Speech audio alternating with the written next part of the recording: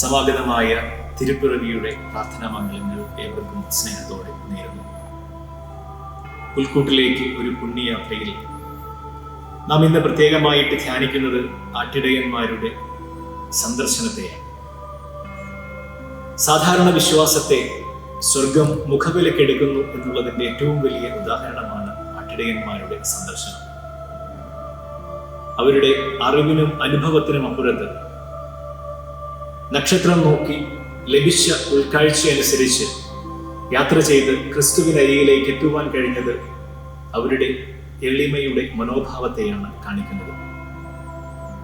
ഇന്ന് തിരുപ്പിറവിക്കായിട്ട് ഒരുങ്ങുന്ന നമ്മെ സംബന്ധിച്ചിടത്തോളം എളിമയുടെ മനോഭാവങ്ങളിലൂടെ ക്രിസ്തുവിലേക്ക് കയറുവാൻ കഴിയുന്നിടത്ത്, യാത്ര ചെയ്യുവാൻ കഴിയുന്നിടത്ത് ക്രിസ്മസിന്റെ അനുഭവങ്ങൾ രൂപപ്പെടുന്നുണ്ട്.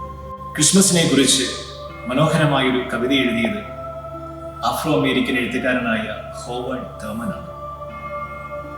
അദ്ദേഹം എഴുതിയ കവിതയുടെ തലക്കെട്ട് ക്രിസ്മസിന്റെ ദൗത്യം എന്നാണ്.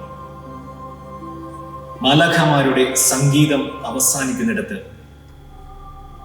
ആകാശത്തിലെ നക്ഷത്രം അപ്രത്യക്ഷമാകുന്നിടത്ത്, രാജാക്കന്മാർ അവരുടെ കൊട്ടാരങ്ങളിലേക്ക് തിരികെ പോകുന്നിടത്ത്, ആട്ടിടയന്മാർ അവരുടെ ആലയിലേക്ക് തിരികെ പ്രവേശിക്കുന്നിടത്ത് ക്രിസ്മസിന്റെ ദൗത്യം ആരംഭിക്കുകയാണ്.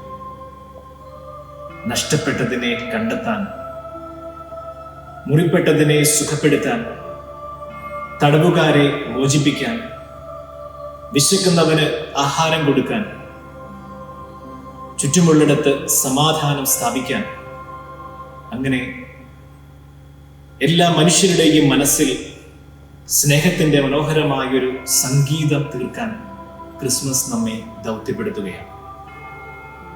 സ്നേഹത്തോടെ മറ്റുള്ളവന്റെ ജീവിതത്തിലേക്ക് ഇറങ്ങിച്ചെല്ലുന്ന ഓരോ നിമിഷവും ക്രിസ്മസ് നമ്മുടെ ജീവിതത്തിലും സംഭവിക്കുന്നു. സാഹോദര്യത്തോടെ, ആട്ടിടയന്മാരെ പോലെ എളിയ മനോഭാവത്തോടെ പുൽക്കൂട്ടിലേക്ക് ഒരു പുണ്യയാത്ര നടത്തുവാൻ ഈ ക്രിസ്മസ് കാലം നമ്മെയും പ്രേരിപ്പിക്കട്ടെ. അത് സാധ്യതമാകട്ടെ. രക്ഷകന്റെ പിറവിയുടെ എല്ലാ പ്രാർത്ഥനാ മംഗളങ്ങളും ഒരിക്കൽ കൂടെ സ്നേഹത്തോടെ